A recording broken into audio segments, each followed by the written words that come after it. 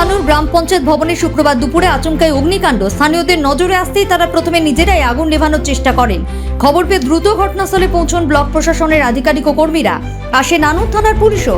দমকলকে খবর দেওয়া হলে ঘটনাস্থলে দমকল পৌঁছে আগুন নিয়ন্ত্রণে আনার কাজ শুরু করে। প্রাথমিকভাবে জানা গিয়েছে পঞ্চায়েত ভবনের নিচতলার একটি কক্ষে আগুন লাগে। তবে কী কারণে আগুনের সূত্রপাত হয়েছে তা এখনো স্পষ্ট নয়। ক্ষয়ক্ষতির পরিমাণ এখনো জানা যায়নি।